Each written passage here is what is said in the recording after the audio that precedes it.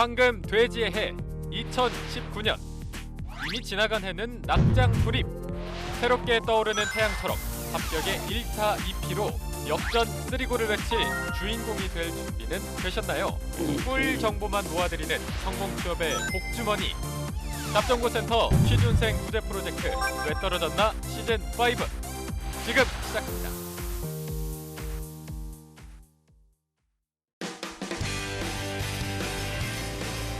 네, 2019년 새롭게 인사드립니다. 안녕하세요. 성공취업의 시작 잡정보센터 이남규입니다. 네, 안녕하세요. 한유진입니다. 네, 드디어 2019년 기해년 황금 돼지해가 새롭게 밝았습니다. 네. 많은 분들이 새롭게 포부를 다지고 계실 것 같은데 유진 MC는 혹시 남다른 포부나 이런 게 계신가요? 저는 잡정보센터에 안방 많이 있기 때문에 아무래도 올해는 저희 프로그램을 보는 취준생 여러분들이 조금 더 많이 합격을 할 수 있도록 알찬 정보를 전해드리고 싶다는 생각을 갖고 있습니다. 네. 남규 MC는 어떤가요? 이렇게 방송을 위해서 포부를 갖고 계시다고 하니까 저는 개인적으로 건강하기를 너무 개인적으로 되나요? 그러게요. 정말? 너무 개인적이네요. 건강을 잘 챙겨서 네. 여러분들께 더 건강한 소식을 전해드리도록 좋습니다. 하도록 하겠습니다. 네, 취준생 여러분들도 이번 새해를 맞아서 정말 남다른 각오나 새로운 다짐들 많이 하고 계실 것 같은데 이렇게 새롭게 도약하려는 취준생 여러분들을 위해서 저희 잡정보센터가 든든한 동반자가 되어드리도록 하겠습니다. 네, 자신의 목표를 달성하기 위해서 매일 오전마다 저희 프로그램을 찾아주셨던 여러분들이 이번 연도에도 많은 관심을 가져주시기를 바라면서 2019년 첫 회인 만큼 오늘은 조금 더 힘차게 달려보도록 하겠습니다. 네, 오늘은 유진 씨와 저의 기운이 조금이나마 전달해 네. 드리도록 하기 위해서 함께 외쳐보도록 하겠습니다. 2019년 새해의 기운을 담아서 수요일 잡정보센터 지금 출발합니다. 왜 너를 떠나보냈었는지 왜 널 보낸 건지 네, 답답하고 막막한 취업의 길 지원한 기업에서는 탈락 통보만 할 뿐 탈락한 이유에 대해서 알려주질 않습니다. 네, 아무도 얘기해주지 않아서 이걸까 저걸까 추측만 무성했던 나의 탈락 원인을 밝혀드리고요. 2019년도 상반기 공채 합격의 길까지 쭉 함께하는 취준생 구제 프로젝트 왜 떨어졌나 시간입니다. 네, 오늘은 저희가 월요일에 스펙 점검 그리고 지원 전략에 대해서 짚어봤고 오늘은 자소서에 대해서 컨설팅을 받아보는 날입니다. 자소서 하면은 이분과 꼭 함께해야 더 합격에 가까워질 수가 있습니다. 네. 위포트의 조민혁 강사님과 함께하겠습니다. 안녕하십니까? 네, 반갑습니다. 안녕하세요. 네, 반갑습니다. 그 자리가 굉장히 어려운 자리네요. 보니까 둘이 아주 잘 합을 또 다 맞추는 지켜보고 계셨죠? 재밌게 봤습니다. 네. 감사합니다. 네, 저희가 또 2018년에는 또 특별하게 민혁 쌤이 다시 함께 해주셨는데 네. 2019년에 첫 방송부터 저희와 네.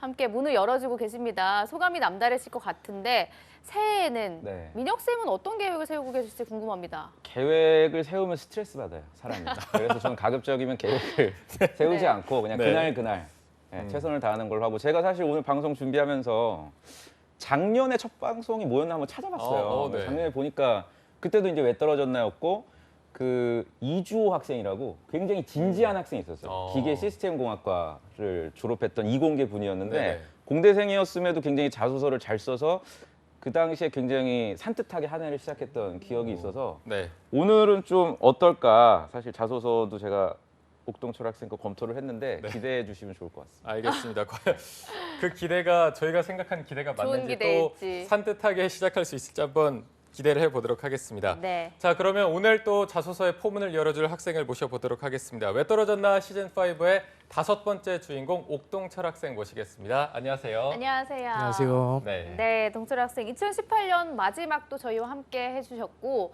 2019년의 첫 시작도 이렇게 저희와 함께하고 계신데 본인에게도 의미가 남다를 것 같습니다. 네. 2019년도 동철 학생은 어떤 계획을 세우고 계신가요? 우선 이제 연말이랑 연초에 이렇게 출연을 할 수 있는 기회가 돼서 저도 굉장히 좀 기쁘게 생각하고 있고요. 네. 진짜 기쁜 거죠? 그렇죠. 네. 이제 흔치 않은 그냥 기회인 것 웃기만 같아서 하시네요. 네, 흔치 않은 기회인 것 같아서 네. 이렇게 특별하게 나올 수 있어서 굉장히 기쁘고요. 네. 이제 2019년에는 그냥 취업을 빨리 해서 조금 더 커리어 같은 것도 좀 쌓고 그리고 제가 이제 취준생이 좀 벼슬도 아닌데 이제 지인들한테 되게 신세를 좀 많이 진 것 같아서 이제 좀 직장에 들어가면 좀 보답도 하고 싶은 그런 마음이 있습니다. 네, 또 착하네요. 진심이 전해지는 네. 그런 다짐을 들어봤는데 저희가 어제는 하루 쉬고 월요일 날 이제 첫 방송을 함께 했잖아요. 혹시 주변 네. 친구들이나 뭐 부모님들이 보시고 어떤 피드백이나 그런 걸 주셨나요? 우선 이제 부모님께는 말씀을 잘 못 드렸고요. 네, 네. 이제 친구들은 친한 친구들 위주로 얘기를 했었는데 네. 제가 이제 지방에서 올라오다 보니까 지방 쪽에서는 잡정보센터에 대해서 아직은 잘 모르는 친구들도 그래요? 있더라고요. 그렇지 그래서- 않습니다. 네, 그건 본인의 주변 사람들로 보고 저희 방송 굉장히 유명합니다. 네, 전국 방송이에요. 그럼요. 네, 주변 지인분들 좀 올려 보내세요. 네, 아, 알겠습니다. 유명한 방송이에요. 그래서 네. 이제 좀 더 신기하고 이제 좀 놀라더라고요. 출연했다고 하니까. 그러면서 좀 놀리기도 하는데 저도 빨리 이 좋은 기회를 토대로 밑거름 삼아서 취업에 성공해가지고 이제 친구들 취업 못한 친구들도 좀 더 추천을 해주고 싶고 그런 마음이 있습니다. 좀 알겠습니다. 준비를 좀 어떻게 열심히 하나요? 지인, 친구나 뭐 선후배들이? 제 주변에는 주로 이제 공기업을 많이 준비해가지고 음. 이제 사기업 준비생들은 이제 친구들은 보통 취업을 많이 했고요. 제가 나이가 있다 보니까 공기업을 좀 준비하는 친구들이 많이 있습니다 지금. 그렇군요. 동철 학생 친구들이 저희 방송을 많이 볼 수 있도록 보셨으면 좋겠어요. 저희가 더 분발하도록 하겠습니다. 오늘은 또 자소서 컨설팅을 받게 될 텐데 네. 이번 2018년도 작년 이번 18년도에 자소서를 쓸 때 동철 씨가 고민이 많았다면 특별히 어떤 부분에 있어서 자소서를 쓸 때 고민이 있었나요? 우선 지원 동기를 쓰는 것이 가장 어렵더라고요. 그 중에서도 이제 직무 지원 동기 같은 경우는 그래도 내가 한 직무를 선택해가지고 어떤 일을 할 것인지 좀 미래를 그려보고 쓸 수 있었던 것 같은데 이제 회사 지원 동기가 굉장히 개인적으로 어려웠던 것 같아요. 뭐 예를 들어서 이제 뭐 똑같은 업계가 있어도 왜 꼭 이 회사여야만 되는가 이런 걸 설명하는 게 가장 어려웠고요. 그리고 제가 좀 주로 했던 이력들이 벤더사의 이력인데 아무래도 지원을 하는 쪽은 소비재 유통영업 쪽이라 가지고 그 지원 동기를 좀 연결해서 쓰는데 굉장히 어려웠던 것 같습니다. 네, 이게 뭐 많은 취준생들이 거의가 다 어려워하는 것들을 똑같이 어려워하고 계신데 이제 민혁 쌤은 동철 학생의 자소서를 미리 좀 받아 보셨잖아요. 네. 아까 오늘 뭐 좀 기대가 된다고 하셨는데 예. 동철 학생의 자소서가 일단 몇 점인지 저희가 10점 만점에 점수를 먼저 좀 들어보도록 하겠습니다. 7.5점. 오, 7.5점이요. 7.5점. 오. 8점을 우와. 주기에는 조금 부족한 점이 있어요. 7.5점이고 굉장히 높네요. 높은 편이죠. 그리고 2주 전에 만났던 그 윤원홍 학생에 네네네. 비해서는 훨씬 더 생각이 어. 자리 잡혀 보고 있거든요. 또 원홍이가 보고 있고 한데 비교되더라 너랑. 네, 상당히 좀 비교가 되는 좀 절실함이 느껴지는 아무래도 이제 문과생의 자소서다 보니까 고민의 흔적들이 좀 많이 보여서 제가 전체적으로 봤을 때는 자소서에 큰 문제가 있을 거라고 생각되지는 않아요. 오히려 면접 쪽 우와. 대비를 잘 해주시면 뭐 빠른 시일 내에 취업 되지 않으실까. 어허. 네. 민혁? 대화하실 때 조금 몸을 카메라 쪽으로 좀 해주시면 좋을 것 같아요. 네. 너무 이쪽으로 하니까 네. 좀 불편하실 것 같습니다. 시청자들이. 아, 네, 요런. 감사합니다. 아유. 모든 걸 다 거의 이러고 얘기하더라고. 그냥 이러고 하니까 여기만 나와. 부담스럽네요. 여기만 그러니까.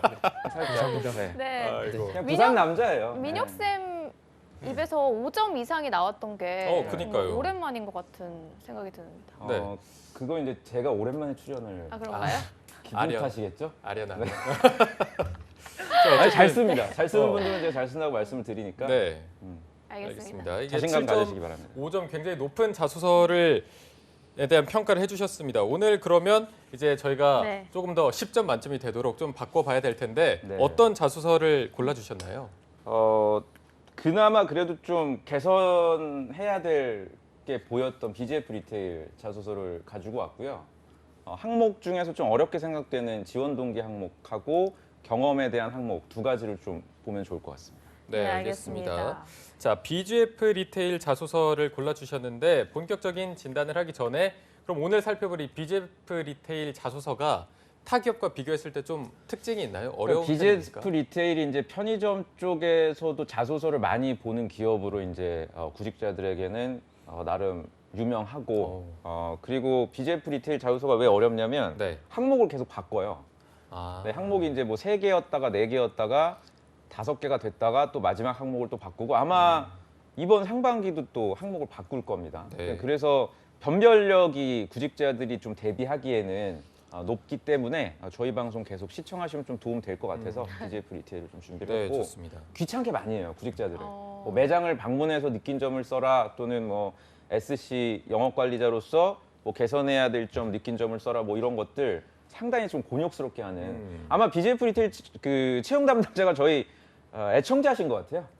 네, 저희가 막 얘기하는 걸 또 그대로 또 이렇게 반영을 아, 정말요? 네, 해주시는 것 같아서 잘 되실 겁니다. 오늘도 보고 BJF 계시겠네요, 그러면. 네. 선릉역에 있습니다. 그쪽에 본사가 선릉역도 1번 출구 쪽에 있죠. 알겠습니다.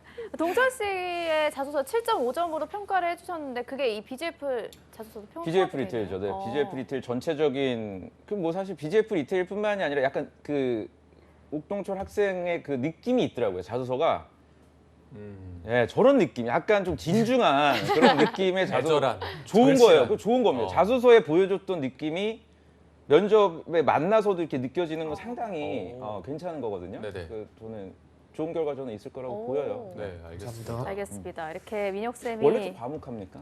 이 정도면 좀 이렇게 좀 해줄만 하거든요. 아, 뭐 감사합니다. 방송이라 긴장이 좀 돼가지고요. 네. 예, 부산 남자예요. 그리고 알겠습니다. 살짝 삐지신 것 같은데. 민혁 쌤이 7.5점이라는 후한 점수를 줬음에도 불구하고 탈락했던 BJF 자소서가 어떻게 재탄생하게 될지 벌써부터 기대가 되는데요. 네. 먼저 신세미 캐스터가 민혁 쌤이 선택한 자소서 항목을 공개해 주시죠. 네, 민혁쌤은 BGF 자소서 중 입사 후 포부와 또 지원 동기를 작성해야 되는 1번 항목을 골라주셨는데요. 동철 씨는 요즘 평소 고민하던 점이 고루 들어있는 항목이었습니다. 어떻게 작성을 했는지 함께 살펴보시겠습니다. 네, 첫 번째, 아이덴티티의 중요성, 상권별 특색 있는 플랫폼 구축으로 기존 점포들을 안정적으로 사수하는 SC가 되겠습니다. 11개월 근무했던 CU 장전 한신점은 일 방문 개수가 300 이상의 우량 점포였습니다. 하지만 GS 슈퍼마켓에 입점 후 매출은 절반으로 줄었고 결국 폐점했습니다. 일반적인 마트와 달리 FFN PB 상품들을 취급, 가족 주택 상권으로 대량 구매 수요가 높았다는 점에서 상품적 차별화와 경쟁력을 갖추기 힘들었습니다. 점포 아이덴티티의 중요성을 절감했고 그를 통한 지속 가능한 점포를 만드는 SC가 되겠다는 목표를 세웠습니다. 이후 점포 방문과 더불어 어디를 가도 CU가 보이면 꼭 들르는 습관을 가져왔습니다. 점포 내부적으로는 상품 진열 방식이나 구성 비율 등을 중심으로 외부적으로는 점포 명체크부터 상품과 서비스를 연계한 상권에 대해서 고민했습니다. 각 점포별 BGF 리테일의 차별화된 전략을 느낄 수 있었습니다. 라이프 네트워크와 클리닉4 CU 등으로 지속적인 가맹 파트너십을 그리는 BGF 리테일의 비전에 동참하고 싶습니다. 고객들에게 일상의 생활 공간을, 점주님들에게는 안정적인 생계 공간을 제공하고자 지원하였습니다.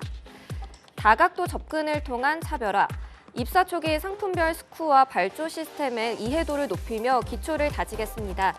프리 SC 과정에서 배우게 될 점포 관리법들을 직영점에 적절하게 시뮬레이션해서 실전에 대비하겠습니다. SC가 되면 내부적으로는 판매 데이터 분석을 통한 부진 재고를 파악하여 커트해내고 상품의 회전율을 높이겠습니다. 외부적으로는 다각도로 접근하겠습니다. 상권 이해와 함께 점주님과의 꾸준한 대화를 통한 점주님의 성향 파악, MD와의 커뮤니케이션을 통한 트렌드에 대한 분석을 병행하여 치밀한 점포의 차별화를 이뤄내겠습니다. 네, 이렇게 첫 번째 항목에 대한 답변을 마쳤는데요. 민혁쌤이 7.5점을 주신 이 자소서는 어떤 점이 부족했는지 자세한 내용 스튜디오에서 살펴보겠습니다. 네, BGF 리테일 1번 항목에 대해서 함께 살펴봤습니다. 이게 자소서라는 게 일기처럼 쓰고 난 다음 날에 보면 또 새롭고 또 다음 날에 보면 계속 새로운 부분이 있어서 동철 씨는 또 지금 이렇게 방송에서 함께 살펴봤는데 좀 뭐 개인적으로 아쉬운 점이 있었다거나 더 잘 쓸 수 있었는데 이런 생각이 드는 부분이 있나요? 일단 BGF 리테일 자소서를 쓰면서 가장 어려웠던 점은 1번 항목 같은 경우는 총 700자로 제한이 되어 있는데 네.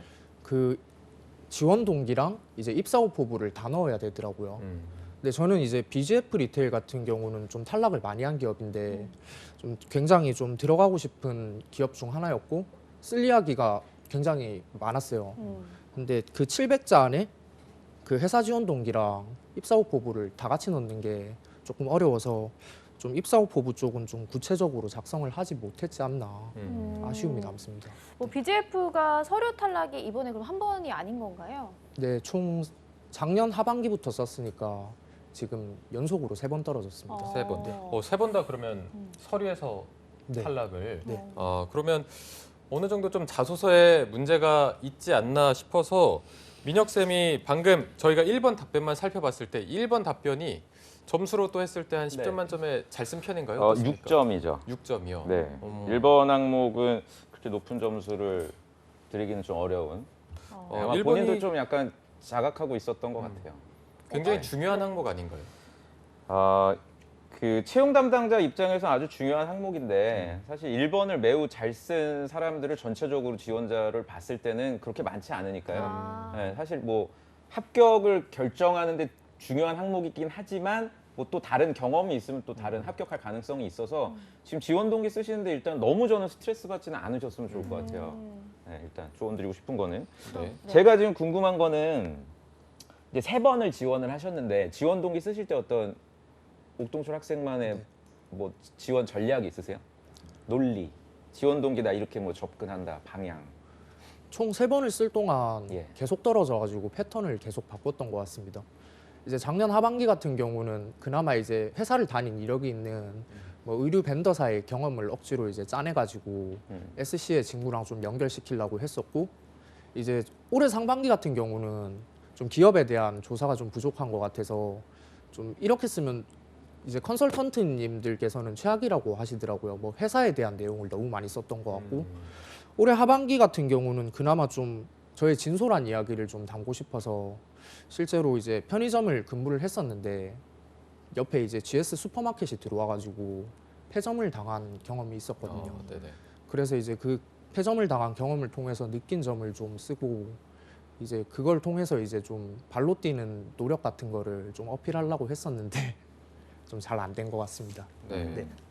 민혁 쌤이 보시기에는 이 1번 항목에서는 어떤 점이 가장 큰 문제라고 그러니까 이제 보시나요? 지원 동기를 쓸 때 그 청취자분들도 기억을 하셔야 되는 게 뭐냐면 너무 욕심을 부려서 다양한 얘기를 쓰려다 보면은 이 지원자가 어떤 얘기를 전달하고자 하는지가 전달이 잘 안 되는 경우가 많아요. 그러니까 무슨 말이냐면 지금 쓰신 게 한 3가지 정도의 얘기를 담고 있거든요. 네. GS 슈퍼마켓이 뭐 옆에 들어섬에 따라 폐점한 거 얘기 하나랑 그다음에 그래서 내가 이제 몇 개를 이제 방문했다 이런 내용이 나오고 그다음에 이제 마지막 입사 후 포부 이렇게 되는데 만약에 그 폐점했던 부분에 대해서 내가 정말 진지하게 생각을 했다면 이런 일이 발생하지 않도록 내 나름대로 뭐 아이디어를 한번 내보겠다 또는 뭐 실천을 해보겠다 뭐 이렇게 얘기를 풀어 나가던가 아니면 지점을 방문했던 내용 가지고만 700자를 쓰시던가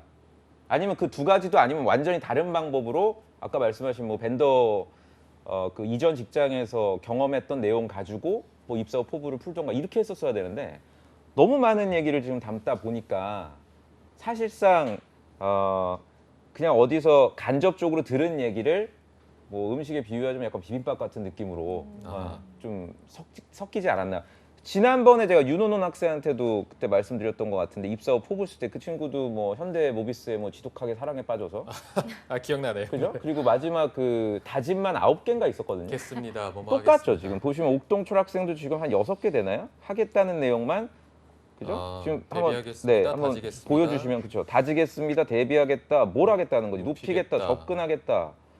그러니까 이런 식으로 이제 자소서가 흘러가게 된다는 건 그만큼 내가 자신감이 좀 없다는 얘기예요. 네. 그 부분은 어떻게 생각하세요? 그런 거, 네, 자신감이 좀 부족했던 것 같습니다. 제가 궁금한 거는 이 지원 동기만 사실 봐서는 BGF 리테일에 왜 그렇게 가고 싶은지는 잘 모르겠어요. 네. 혹시 특별한 이유가 있으세요? BGF 리테일 3번씩 도전해서 꼭 가야 될. 왜냐하면 BGF 리테일 합격하시는 분들 제가 이렇게 쭉 보면은 다 무슨 편의점에 대해서 어떤 관심이 있는 분들인 건 아니에요. 네, 장교로서의 뭐 강점을 내가 뚜렷하게 그러니까 BGF 리테일 입사를 위해서 준비했던 분들도 물론 있지만 그렇지 않은 분들이 훨씬 많거든요. SC로서의 어떤 강점을 가지고 있는 분들이 편의점 쪽에 관심이 없었어도.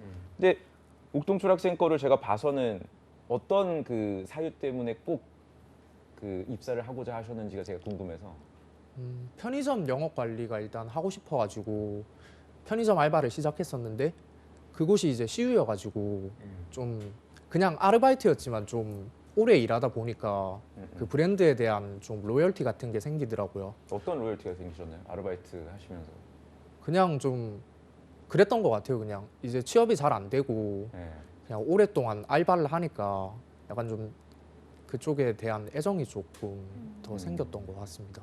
그러니까 저것도 네. 저 말씀도 어떻게 보면은 굉장히 공감하기 어려운 게 네. 지금 그 뭐 뉴스 같은데 보면요. 네. 최저임금제라든지 근로시간 단축 때문에 가맹점주들하고 사이가 안 좋아요. 네. 아르바이트생들하고 아마 그렇게 예전만큼 친근하고 네. 여유가 없으니까 점주님들이. 네, 무슨 말씀인지 아시겠죠? 그러니까 네. 평가하는 사람들은 더더욱 그 옥독출 학생이 가지고 있는 지원 동기에 좀 공감하기 어려운. 지금 가지고 계신 생각은 어찌 보면은 구직자가 아니라 그냥 일반 소비자들이 느끼는 감정을 그대로 지원 동기 쪽에 전달을 하려는 걸 하나의 큰 뿌리로 삼기 때문에 그래서 지원 동기의 어떤 논리가 좀 없지 않았나라는 생각이 들고요. 그러니까 저는 결론적으로 BGF 리테일과는 인연이 안 맞는 게 맞다고 봐요. 지금 작성하신 논리상으로는. 네. 네, 그러니까 혹시나 상반기에 지원 또 하시나요? BGF 리테일을? 혹시 뭐 하실 계획이 있다면 너무 그렇게 좀 부담을 가지실 필요는 없다고 봅니다. 일단. 좀 네. 전체적으로 힘을 빼는 게 좀 중요하겠네요. 힘을 빼고 오히려 다른 회사 지원 동기 쓰실 때 제가 조언 드렸던 그런 부분들 좀 반영해서 접근하시면 좋을 것 같아요. 왜냐하면 그 잘한 점도 굉장히 많습니다. 일단 불필요한 표현들이 없어요. 그 사랑에 빠졌다라든지 그러니까 감성적인 게 없다는 건 그만큼 자소서를 많이 썼다는 거거든요. 네. 제가 봤을 때 맞아요? 좀 많이 쓰셨나요? 네, 많이 쓰기도 했었고 자소서를 많이 쓴 편은 아니었고요. 사실 저는 이제 오늘 민혁 쌤 나오셔가지고 굉장히 놀랐는데 민혁 쌤이 이제 책 같은 거 좀 사보고 아. 네, 직무 직설 같은 거도 좀 보고 표정이 달라지시네요.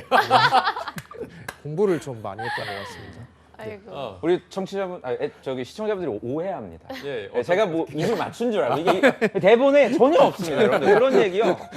근데 억울해. 나 가끔 이러면 또 조민혁이 또 지금 뭐 맞췄구나 하고요. 저는 여러분들 전혀 네, 네. 처음 보는 학생이에요. 맞아요. 제가. 대기실에서도 전 말씀을 안 일부러 나누시더라고요. 학생들하고 얘기 잘 안 합니다. 맞아요. 괜히 어색해질까봐 방송 들어가서 전 아셨군요.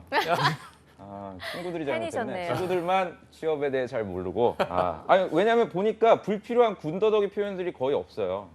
아주 간결하게 필력이나 이런 점은 굉장히 좋아서 네. 잘 쓸 수 있을 거라고 저는 생각이 들어요. BGF는 좀 유독 본인의 아르바이트 경험 때문에 억지로 연결시키려도 왜 그렇게 웃죠?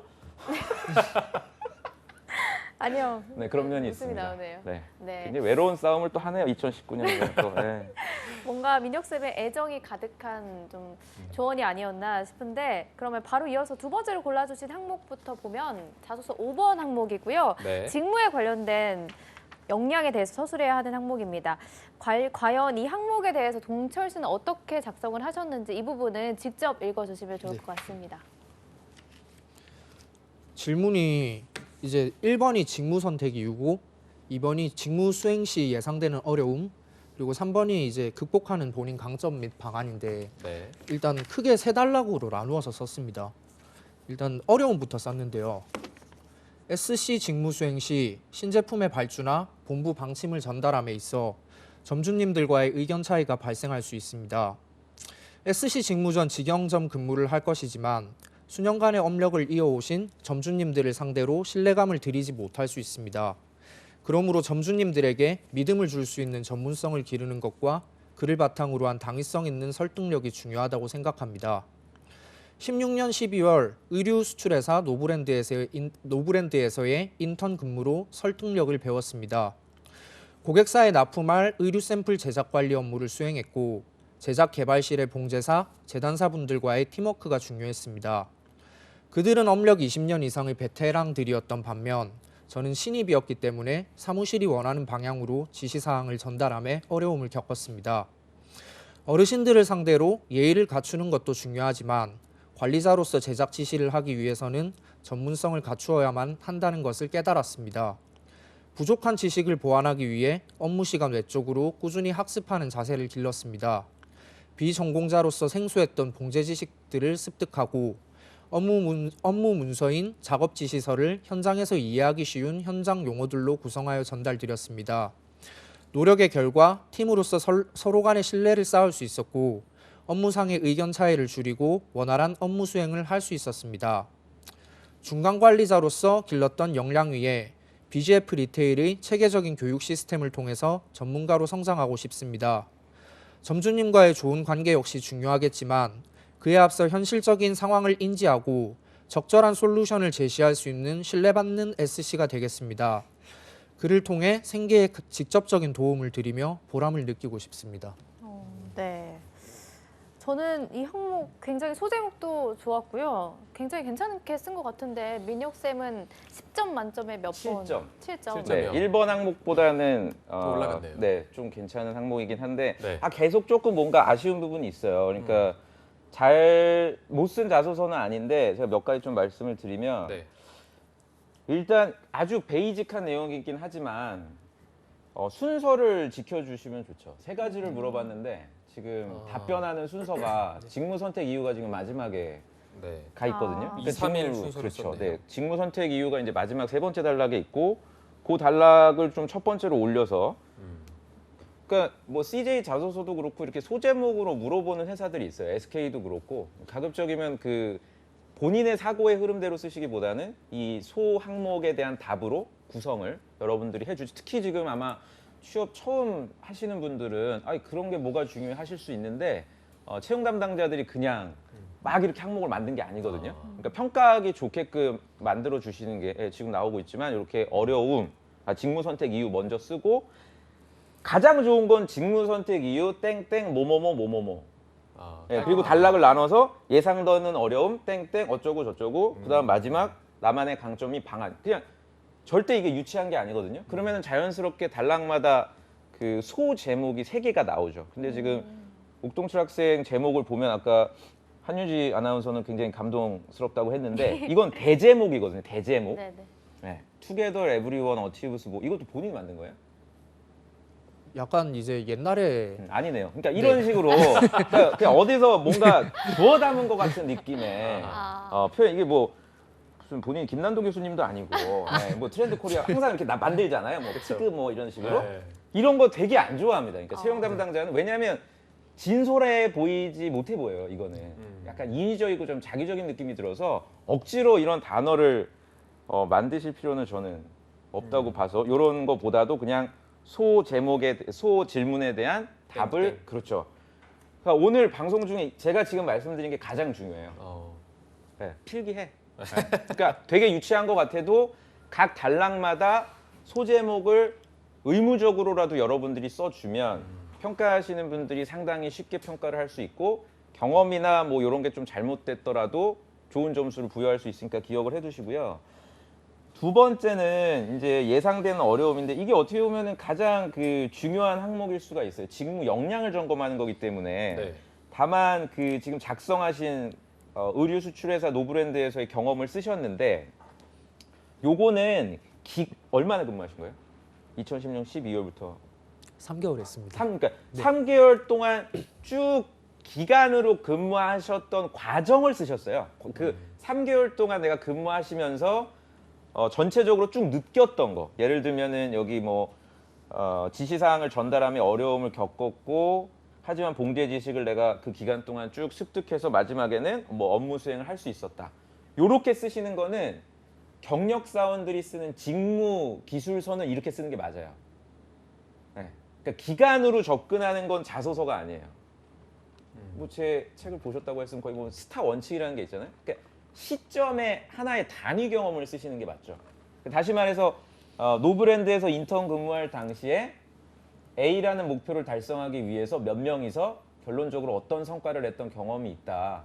근데 그 당시에 어려움이 뭐였고 내 역할이 뭐였는데 뭐 같은 팀 구성원들과 협업을 해서 목표 대비 얼마만큼의 성과를 만들어냈다. 그럼 당연히 수치화된 어떤 목표라든지 수치화된 장애물이나 힘든 점이라든지 목표 대비한 성취물 이런 것들이 정량화되고 객관적인 결과물로 제시가 됐었어야 되는데 지금 작성한 거에는 주로 행동 위주의 그 것들이 있지 어떤 결과를 내가 만들어냈는지 예를 들면은 쉬운 현장 용어들로 구성하여 전달을 드렸다고만 했지 그래서 어떤 결과가 있었는지 예, 쉬운 용어로 전달을 드려서 예전에는 뭐 이틀 정도 걸렸던 의사소통 시간을 뭐 하루만으로 단축을 시켰다라든지 이 어떤 결과값이 드러났었어야 되거든요. 근데 그 부분을 아마 경험 정리가 조금 부족하셨던 것 같고 그리고 앞에 1번 항목에서 안 했던 실수들이 조금 나오고 있어요. 그러니까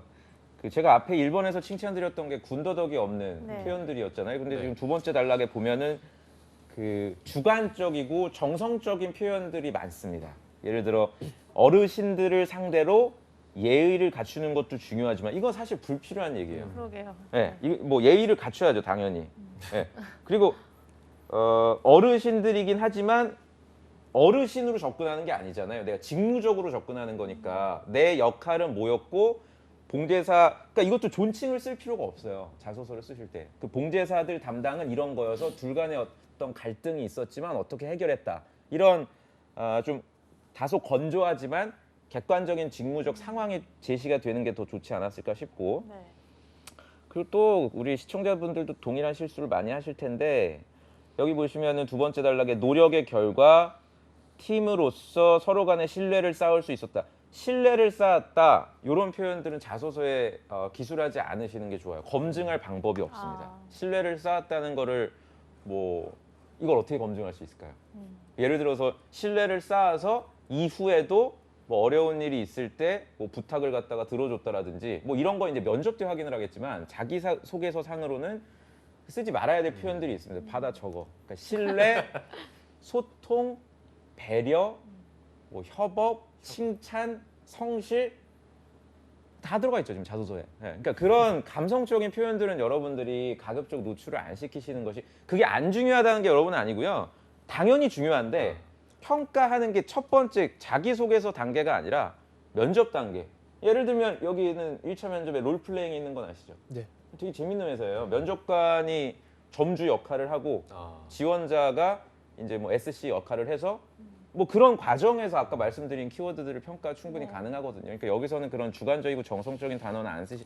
그런 측면에서 봤을 때는 설득력이란 단어는 굉장히 칭찬할 만해요. 그리고 또 첫 번째 단락에 이런 것도 굉장히 잘하신 거죠. 점주님들과의 의견 차이, 갈등 관계가 존재한다는 거를 또 보여주신 점 굉장히 좋고 마지막으로 제가 꼭 말씀드리고 싶은 거 이제 경험을 하나만 쓰셨는데 더 욕심을 내셔도 된다는 얘기죠. 경험을 한 2개 또는 3개 정도를 각각의 경험을 연결시켜서 그러니까 연결시킨다는 게 무슨 말이냐면 인과관계로 써주시는 게 좋아요. 노브랜드에서 어떤 결과를 만들었던 경험이 있다. 근데 여기서 배운 것을 그 다음 어떤 활동 또는 노브랜드에 계실 때 또 다른 프로젝트에 적용을 시켜서 한층 더 발전된 성과물을 얻었다. 그러니까 A라는 경험이랑 그 다음 나오는 B라는 경험이 독립적으로 나열되는 게 아니라 제가 지금 말씀드리는 것처럼 유기적으로 연결시키고 이거 굉장히 중요한 내용이거든요. 정말 중요해요. 이거 제가 책에다 써놔도 못 알아듣더라고 학생들이. 네. 어디서 잘못 들으신 것 같아요. 그냥 첫째 이런 경험도 있습니다. 이렇게 쓰라 그랬대 누가. 둘째 어떤 경험도 있습니다. 그렇게 쓰면은 이게 모래알같이 경험들이 나열식으로 돼서 읽는 사람이 되게 피곤해요. 그러니까 자연스럽게 얘기가 술술 읽히려면 방금 말씀드린 대로 A에서 뭔가 느꼈던 경험이 B에서 어떤 식으로 연계되는지 가장 좋은 건 A라는 경험을 통해 느꼈던 한계. 이 경험을 하니까 뭐 예를 들면 뭐 4학년 2학기 때 어떤 수업을 들었는데 그 학업 성취도는 A0를 맞기는 했는데 이게 과연 실무에서 좀 연결될 수 있을까라는 의구심이 들어서 뭐 BJF 리테일에서 아르바이트를 시작했다. 이렇게 되면 이제 연결이 되죠. 그러니까 이런 경험 간의 연계성을 찾을 수 있는 거는 강사가 못해요. 이거는 지원자 스스로 판단을 내 경험을 해서 연결을 시키는 과정이 필요한데 아마 그 부분이 지금 노출이 안 되다 보니까 조금 지루한 느낌이 들지 않았나라는 생각이 좀 듭니다. 민혁 선생님 굉장히 좋은 말씀 해주신 것 같습니다. 네. 아무래도 저렇게 쓰면 읽는 사람도 편할 것 같다는 생각이 드는데요. 동철 씨가 오늘 정말 많은 조언을 들었는데 혹시 자소서를 작성하는 데 있어서 궁금한 점이나 또 다른 부분에 있어서 궁금한 점 있으시다면 민혁 쌤께 지금 여쭤보셔도 될 것 같습니다. 이제 경험 정리를 할 때 제가 졸업한 지 좀 돼가지고 이제 졸업 이후의 경험들 위주로 그냥 직장 경험이나 알바 경험 이런 거를 썼었는데 이렇게 하니까 경험을 몇 개가 많이 안 나오더라고요. 만약에 이제 조금 더 시간을 거슬러 가지고 대학 시절 했던 경험들을 조금 더 적절하게 배열해도 되는지 궁금합니다. 네. 그럼 제가 오늘 자소서에 대한 얘기를 옥동철 학생한테 해야 되잖아요. 네. 근데 그 외의 얘기를 제가 해도 될까요? 시간을 거슬러서. 네. 제가 대학교 때 바이올린 했어요. 예? 제가 관현악반이었거든요. 바이올린이요? 네, 바이올린 했던 얘기를 관현악반 사람들하고 그 얘기를 제가 옥동철 학생한테 지금 하게 되면 어떻게 될까요, 저는? 자소서 첨삭을 해줘야 되는 전문가가 제가 대학생 때 느꼈던 또는 대학생 동아리 활동을 옥동철 학생한테 얘기하면 될까요, 안 될까요? 안 됩니다. 네, 당연히 안 네. 되죠. 그러니까 저런 질문들을 굉장히 많이 하거든요, 학생들이. 그건 왜 그러냐면 나한테 궁금해하는 것이 굉장히 많다고 착각해서 그래요, 구직자들이. 궁금한 거 하나도 없어요. 그냥 이 지원자가 일을 잘할 수 있는, 마찬가지잖아요. 옥동철 학생도 저한테 궁금해요, 저에 대해.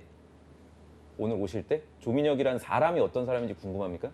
그런 거 아니잖아요. 네. 그냥 내가 쓴 자소서 어떻게 평가해 줄까? 우린 그것만 얘기하는 관계인 거예요. 이해가 되세요? 네. 똑같아요. 회사에서 채용을 할 때 채용 담당자는 옥동철 학생의 무슨 부모님이 어떤지, 뭐 지원자가 어렸을 때 성장 과정에서 아버지에게 영향을 받았는 이런 거 하나도 안 궁금해요. 그냥 직무를 잘 수행할 수 있는 능력이 있나, 이제 이거를 검증하기 위해서 경험이라는 게 중요한 건데, 그 경험도 대학생 때 경험보다는 당연히 직장 생활, 경제 활동을 했을 때의 경험이 훨씬 힘들잖아요. 그거는 뭐 그렇잖아요. 그러니까 그건 뭐 질문이 좀 성립되지 않는, 당연히 다른 지원자들은 직장 경험이 지금 없어가지고 이 시간에도 인턴이라든지 아르바이트 활동을 하고 있지 않습니까? 네. 그런 점을 좀 생각을 해주시면 좋을 것 같아요. 네, 알겠습니다. 자, 오늘 이렇게 두 번째 컨설팅을 마무리해 보고요. 내일은 저희가 면접 컨설팅을 진행해 보도록 하겠습니다. 마지막 모의 면접이 진행되니까요. 동철 씨는 거기에 대해서 준비해 주시고, 또 오늘 위포트의 조민혁 컨설턴트님 좋은 조언 감사드립니다. 고맙습니다. 네, 1부는 여기서 마무리해 보고요. 잠시 후 2부에서는요. 일자리 방방곡곡이 준비되어 있고요. 네, 그리고 취준생들의 인권을 지키고 알 권리를 챙겨드리는 코너죠. 취준생 인권위원회도 준비되어 있습니다. 네, 어디 가지 마시고요. 채널 고정!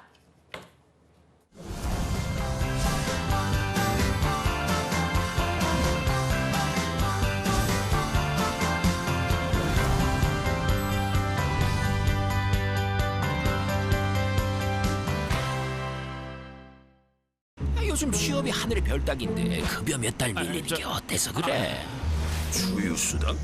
난 옛날에 그런 거 안 받고 일했는데 난 그런 거 몰라. 일 못하면 돈 안 주고 자르는 게 당연한 거 아니야? 근로계약서 안 쓰면 퇴직금 안 줘도 돼. 이렇게 임금을 고의적으로 안 주고 버티는 사장님들, 이건 웹툰의 가상 스토리가 아닙니다. 아시죠? 고의적 임금 체불은 처벌받을 수도 있다는 거. 사업주와 근로자 서로가 신뢰받는 임금 체불 없는 사회, 모두가 바라는 내일입니다. 체불 말고 지불!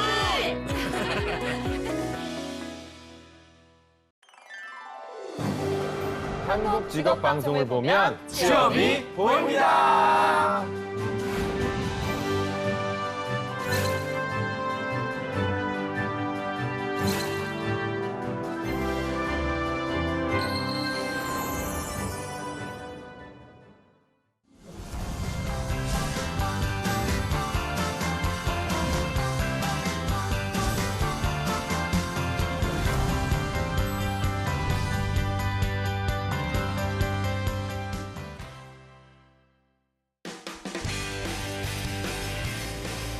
네, 성공처벌 시작 접정보센터 2부의 문을 활짝 열어봤습니다. 저희가 2부에서는요. 취준생들의 인권을 지키는 방법을 알려드리는 취준생 인권위원회가 준비되어 있고요. 네, 그리고 전국 각지의 생생한 채용 소식을 알아보는 일자리 방방곡곡도 준비되어 있습니다. 지금 바로 만나보시죠.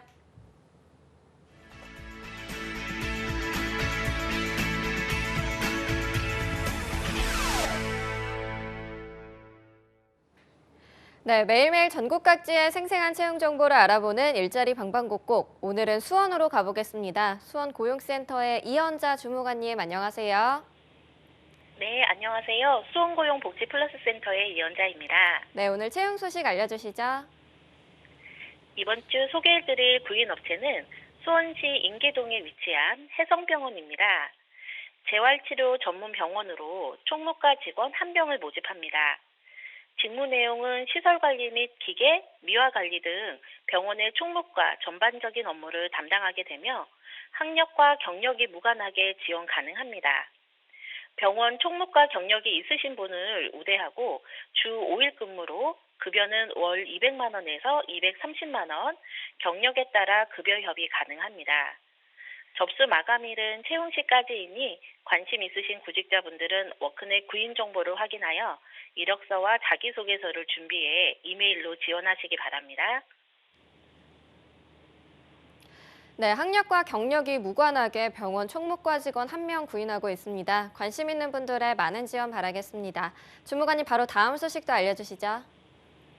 네, 다음으로 소개해드릴 구인업체는 화성시 향남읍에 위치한 세화공업 주식회사입니다.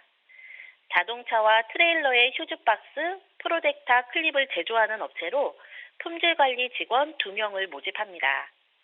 직무 내용은 자동차 부품의 품질 시스템 관리를 위한 공정검사와 일반적인 품질 관리, 보증 업무가 주 업무이며 경력은 관계없이 학력은 고졸 이상 지원이 가능합니다. 컴퓨터 활용 능력 우수자를 우대하고 주 5일 근무로 급여는 연 2,500만 원이며 면접 시 급여 협의 가능합니다. 통근 버스와 기숙사를 제공한다고 하니 관심 있으신 구직자분들은 1월 25일까지 워크넷 구인 정보를 확인하여 이력서와 자기소개서를 방문 또는 이메일로 지원하시기 바랍니다. 네, 경력이 무관한 구인건으로 컴퓨터 활용 능력 우수자를 우대한다고 하니까요. 관심 있는 분들은 참고하시기 바랍니다. 주무관님, 오늘 소식 고맙습니다. 새해 복 많이 받으세요. 예, 고맙습니다. 네, 다음으로 서울의 박가혜 주무관님 연결해 보겠습니다. 주무관님 안녕하세요. 네, 안녕하세요. 서울고용센터 박가혜 주무관입니다. 네, 오늘 서울에는 어떤 채용 소식 준비되어 있나요? 네, 첫 번째 알려드릴 소식입니다. 서울 성동구 성수 1로에 위치한 주식회사 메기NS에서 소방시설 기술자 2명을 모집합니다. 학력은 무관하며 신입과 경력 모두 채용합니다.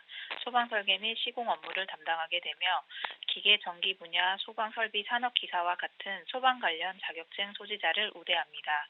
또한 컴퓨터 활용 능력 우수자와 운전 가능자도 우대하며 급여는 연봉 2,300만 원 이상입니다. 접수는 이메일을 통해 이력서 및 자기소개서 등을 제출하시면 되고 자세한 사항은 워크넷을 참고하여 지원하시면 되겠습니다. 네, 소방시설 기술자 2명을 학력과 경력 모두 무관하게 모집을 하고 있습니다. 채용 시 마감되는 구인건이니까요. 빠르게 지원하시기 바랍니다. 주무관님 바로 다음 소식도 알려주시죠. 네, 서울 강서구 마곡중앙로에 위치한 클레비오 주식회사에서 무역사무원 1명을 모집합니다. 소대졸 이상의 학력이 필요하며 신입 직원을 채용합니다. 항공 관련 무역 사무직으로 오더 관리, 해외 업체와 영어 대화, 서신 교환, 자재 재고 관리 등을 담당하게 됩니다.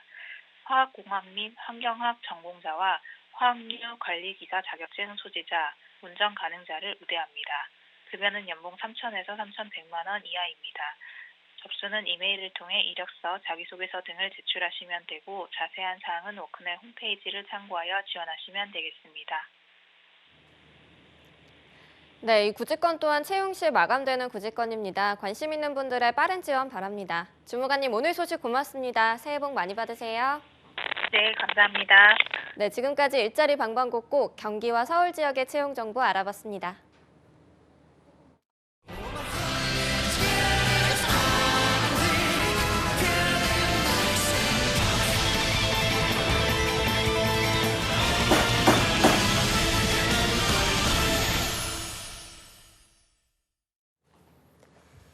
네, 국회에서 취업준비생의 인권을 위한 보호법 제정을 추진하고 있습니다. 이렇게 국회에서 취준생 인권 보호법을 위한 움직임이 있는데요. 네, 잡정보센터에서는 취준생들의 인권을 지키는 방법을 알려드리는 취준생 인권위원회가 있습니다. 네, 그동안 몰라서 넘어가고 또 취업 시장의 약자라서 알면서도 넘어가야만 했던 그런 일들 많이 겪으셨을 텐데요. 오늘 이 코너를 통해서 자기 권리를 조금이나마 당당하게 외칠 수 있기를 바라보겠습니다. 네, 오늘 도움 말씀 주실 두 분 소개하도록 하겠습니다. 취준위원장이자 안방대감, 트러스트원 취업 컨설팅의 송진원 노무사님 함께하겠습니다. 안녕하세요. 안녕하십니까? 안녕하세요. 네, 그리고 또 2부의 도우미 신세미 캐스터도 함께하도록 하겠습니다. 어서 오세요. 안녕하십니까? 네, 두 분 새해 복 많이 받으십시오. 네, 새해 복 많이 받으십시오. 새해 복 많이 많이 받으시고요. 진원 쌤은 네. 얼굴이 너무 좋아지셨네요. 그러게요. 이게 좋아졌어요?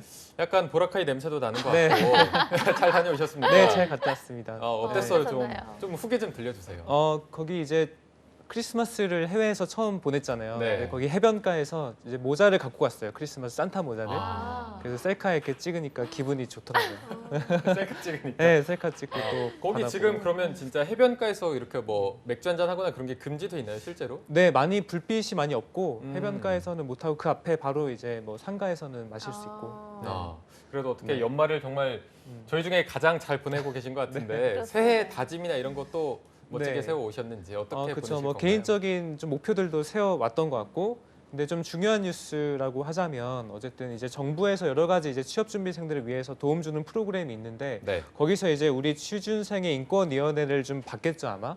그래서 거기서도 지금 노무에 대한 이슈들 이런 것들을 취업 준비생이 꼭 알아야 된다. 본인의 시급은 결정할 수 있어야 되고 또는 월급이 어떻게 계산되는지 알아야 된다는 취지하에 이 노무 교육을 필수로 지정하는 곳들이 많아지고 있어요.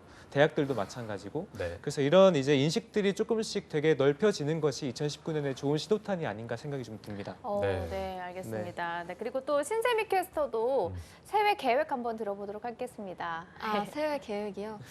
민혁쌤이 앞서 계획을 안 세우는 게 좋다고 하셨는데 저는 그냥 딱 한 가지만 세워보자면 가족 사진을 찍는 게 올해 안에 가족 사진을 한번 찍어보는 게 좋네요. 네, 저 가족이 많아가지고 이제 돈도 버니까 신세미 캐스터가 싹 이렇게 돈도 딱 내고 네, 그렇게 하시는 건가요? 제가 해야죠. 제가 하자고 했으니까 제가 해요. 좋네요. 부모님이 방송 보시고 굉장히 좋아하시겠네요. 오늘 안 보실 수도 있는데 안 보셨으면 좋겠네요. 그리고 신세미 캐스터가 어제 하루 쉬었는데 하루 쉬니까 막 몸이 근질근질해서 일을 하고 싶다고 정말요? 그런 말을 하더라고요. 너무 심심해서 오늘 출근길이 좀 행복했어요. 정말? 네, 어제 하루 쉬었는데 오늘 회사 오늘 발걸음이 가볍더라고요. 아직 젊어서겠죠? 그렇게 2019년에 또 많은 일들이 들어오기를 바라보겠습니다. 네. 감사합니다. 그럼 네. 오늘 바로 뉴스 소개해 주시 주제 진원 쌤이 소개해 주실까요? 네, 알겠습니다. 그 취업 준비생들이 최근에 이제 기업을 지원할 때 예전까지만 하더라도 이제 높은 연봉과 브랜드 이 정도로 이제 기업을 선택했다고 한다면 최근에는 이제 중요한 요소 중에 하나가 워라밸 그리고 수평적인 기업 문화 이런 것들이 되게 중요해졌거든요. 그렇죠. 그래서 이런 기준 하에서 봤을 때 취업 준비생들의 마음에서 이미 아웃된 곳들이 있어요. 그래서 그런 곳들이 어떤 곳인지 어떤 갑질을 했길래 아웃이 됐는지 알아보도록 하겠습니다. 네, 또 굉장히 중요한 안건을 들고 오셨습니다. 그러면 신세미 캐스터가 오늘의 안건을 자세히 소개해 주시죠. 네, 가이드에 맞게 딱딱 진행되는 일처리, 선후배 동료와의 의기투합, 또 화기애애한 사무실 분위기 이런 것들 취준생 여러분들이라면 모두 직장에 대한 환상을 가지고 있을 것 같은데요. 이 중에서도 가장 중요한 것 중 하나가 바로 사내 분위기입니다. 자유롭고 편안한 분위기 속에서 일하는 구성원이야말로 만족도도 능률도 배가 될 수 있기 때문인데요. 그런데 간혹 사내 갑질 논란이 불거져서 취준생들이 질색하도록 만드는 기업이 있습니다. 무리한 야근 강요, 폭언 및 욕설, 폭행 등으로 구설에 올라서 취준생들의 블랙리스트가 되어버린 곳인데요.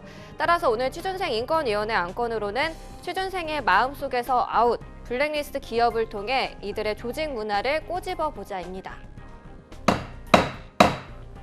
네, 오늘 정말 흥미로운 소식을 들고 와주셨는데요.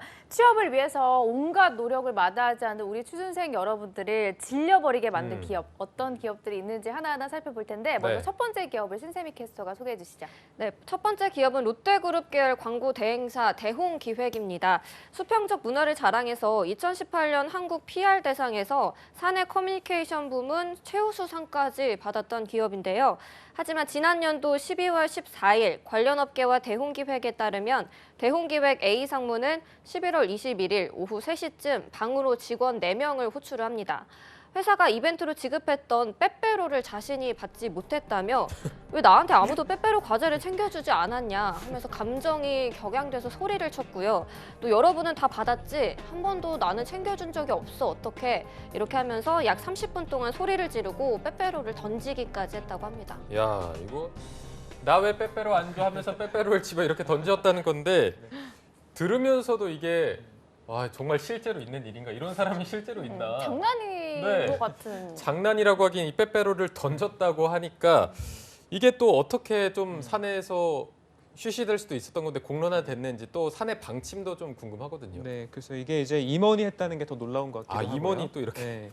그래서 이제 그 이 대웅기획의 한 직원이 직장인 전용 이제 익명 게시판인 블라인드라는 앱이 있어요. 네. 거기에 이제 익명으로 올라서 이게 구설수가 돼서 실제 회사의 조치까지 취해진 것인데요. 네. 그래서 이를 확인한 대웅기획의 조치가 근데 조금 아직까지 미흡한 부분이 있어서 그 부분을 말씀드리고 싶은데 네. 일단은 3주 정도 조사를 했대요. 그 안에 이제 뭐 준법 경영팀이 있어서 그래서 해서 대표이사의 경고로 이제 사과하라라는 서면 경고를 내렸다고 하고 이제 재발 방지 약속을 받았다고 합니다. 하지만 이것을 들은 이제 직장인들은 어떻게 보면 정말 갑질 아닙니까? 이게 그렇죠. 이제 빼빼로 안 줬다고 내던지고 또 이제 폭언을 하고 이런 것들에 대해서는 이제 강경한 대응을 왜 못하냐 회사가 그냥 서면으로 경고하고 그칠 것이냐에 대해서도 역시나 불만과 또 어떻게 보면 조금 조직에 대해서 로열티를 깎아먹는 그런 거라고 좀 볼 수 있겠습니다. 네. 오늘 세 가지의 기업들을 살펴봐야 해서 두 번째 기업도 빠르게 소개를 해주시죠. 네, 두 번째 기업은 대웅제약인데요. 윤재승 전 회장의 폭언 녹취록이 공개가 되면서 논란이 일었습니다. 녹취록에는 윤 전 회장이 업무 보고를 한 직원에게 정신병자 XX 아니야 이거? 야, 이 XX야 왜 그렇게 일을 해? 이거 되고 안 되고를 왜 네가 XX야 등 폭언을 퍼부은 내용이 고스란히 담겨 있었다고 합니다. 사건이 터진 이후 대웅제약 전현직 직원들은 윤 전 회장이 이 같은 폭언을 하는 건 일상이었다고 밝혔다고 합니다. 네. 이 XX가 어떤 단어인지 들리는 것 같아요. 이거를 실제로 들으면 얼마나 또 기분이 나쁠지. 그런데 이게 일상 수준으로 이루어져 왔다고 하니까 굉장히 또 많이 스트레스를 받았을 것 같은데 이제 와서 밝혀진 이유가 있을까요? 그러니까 이게 지금 한 반년 가까이 된 사건이거든요. 근데 지금 와서 이제 밝혀진 이유는 직원들이 이제 이 윤 전 회장이 검사 출신이에요. 변호사의 검사 출신이라서 법을 잘 알고 있기만큼 이것들에 대해서 이제 뭔가 이 이슈를 제기하기가 좀 힘들었던 상황이라고 하고요. 더 무섭네요. 네, 어쨌든 뭐 뒤늦게 결국 이 언론에 이제 입장문을 써서 네, 좀 잘못했다라는 것을 이제 인지를 하고 이제 경영에서 일선에서 물러나겠다고 했다고 합니다. 그래놓고 이제 미국을 갔다고 하는데 이제 뭐 그 조치로 이제 미국을 간 것들이 좀 도피성이 아니냐라는 이제 논란도 있었고 실제 이런도에 정말 욕을 했다는 것은 정말 당연히 밑에 하급자가 들었을 때는 정신적인 충격을 받고 충분한 이제 손해배상이 이루어질 정도라고 생각이 들거든요. 근데 그것들에 대한 조치는 이루어지지 않은 게 좀 안타까운 거죠. 네. 뭔가 좀 찝찝하게 끝난 것 같은 네. 느낌이 드네요. 그럼 마지막 사례도 빠르게 한번 살펴보도록 하겠습니다. 네, 마지막 기업은 바로 국내 최대 가전제품 판매처입니다. 롯데 하이마트인데요. 지난 7월 청와대 국민청원 게시판에는 하이마트의 일부 파견 직원들은 무보수 야근, 모욕적인 폭언, 무리한 판매 강요 등으로 힘겨운 직장 생활을 이어가고 있다는 내용의 청원이 올라왔습니다. 하이마트 일부 지점장이 실적이 부진한 직원을 상대로 폭언을 퍼부었다는 소식도 전해졌는데요. 해당 지점장은 네가 XX 모바일 팀장이야 등의 욕설을 내뱉었고요. 또 다른 지점장은 협력업체 직원들의 출퇴근 시간과 휴무일을 임의로 조정을 하고 실적 압박까지도 했다고 합니다. 네, 정말 아무리 들어도 좀 적응이 안 되는 이런 폭언 사례인 것 같습니다. 하이마트의 대책도 또 궁금해지는데 어떻게 반응했나요? 그렇죠. 이제 정규직이 아니라는 이유만으로 이제 갑질을 한다는 것은 어떻게 보면 비정규직이신 분들에게는 정말 상처로 돌아올 수밖에 없는 사건이죠. 어떻게 그쵸. 보면 정말 갑질 중에 최악의 갑질이라고 좀 볼 수 있는 상황입니다. 그래서 최근에 이제 기업들이 자꾸 이런 이슈가 일어나는 것은 아직까지 인식에 대한 그런 것들이 제고가 안 됐기 때문이에요. 취업 준비생들도 마찬가지지만 최근에는 이제 그 소비자들 또한 하이마트도 물론 좋은 물건을 잘 팔겠지만 경쟁자들이 있단 말이죠. 근데 그 물건이 이제는 경쟁력들이 다 비등비등한 상황에서 소비자들 또한 이런 착한 기업들 또는 조직 문화를 잘 실현하고 있는 곳에 가서 이제 매출을 일으켜주고 싶단 말이죠. 그 사주고 싶은 말이에요. 그래서 봤을 때는 분명히 이제 기업도 손해인데 자꾸 이런 것들을 모르고 인식의 전환이 안 된 상황이기 때문에 너무 안타까운 것 같습니다. 취준이 위원장으로서 네. 송쌤의 한 말씀을 듣고 싶은데요. 네, 그래서 지금까지 것이 이제 봤을 때는 되게 이제 문제가 있어 보이는데요. 이거를 법적으로 먼저 제가 이제 노무 업무를 하고 있기 때문에 잠깐 보자면 일단 현행 근로기준법 8조에서 봤을 때는 어떠한 이유에서도 사용자는 근로자를 폭행할 수 없도록 규정하고 있습니다. 그거에 대한 이제 벌금 또한 되게 무거운데요. 이를 어기면 5년 이하의 징역 또는 5천만 원 이하의 벌금형까지 이제 되어 있고, 이는 실제 이제 일반 폭행죄 형법상에 있는 것보다 훨씬 더 이제 처벌 수위가 높은 수준입니다. 그것은 왜냐하면 상급자의 지위를 이용해서 폭행을 했기 때문에요. 하지만 문제는 이 폭행을 기준으로 이 폭행의 사유를 갑질로까지 연계를 해서 실제 이를 적용하는 사유가 거의 없었다는 것입니다. 그래서 이 적용을 하더라도 벌금형으로 이제 미미하게 끝나는 것이 되게 문제라고 좀 볼 수 있겠습니다. 네. 그러면 송쌤이 보실 때 어떤 해결 방법이 네. 적절하다고 보는지 마지막으로 저희가 좀 촌철살인으로 같이 들어보도록 하겠습니다. 그렇죠. 그래서 지금 저는 이걸 해결하기 위해서는 근로자의 인격권 조항을 만들어야 된다고 생각이 들어요. 그 인격권 조항이 뭐냐면 지금처럼 폭행을 해서는 안 된다라고 하지 말고 근로자의 인격을 명확하게 지켜줘야 된다는 법령을 무조건 만들고 그로부터 하위 세부적인 구체적인 법안들을 만들어서 실행을 해야 된다고 봅니다. 그래야지 이게 실제로 법 적용이 이루어질 수 있다고 보고요. 네. 최근에 그 좋은 뉴스가 있었어요. 2018년 이제 12월 작년 26일인데요. 그 이제 직장 내 괴롭힘을 금지하는 내용의 근로기준법 개정안이 현재 국회 법제사법위원회를 통과한 사건입니다. 그래서 제가 말씀드린 이런 것들이 조금 더 구체화가 된다고 보시면 좋겠고, 실제 이제 그 이런 정신적인 피해를 산재로 인정받는 것들 또는 이 갑질의 규정과 그다음 유형, 사례, 판단 기준 등이 현재 이제 입법화가 될 예정이라고 하니까 이 부분은 좀 좋은 뉴스라고 볼 수 있겠습니다. 네.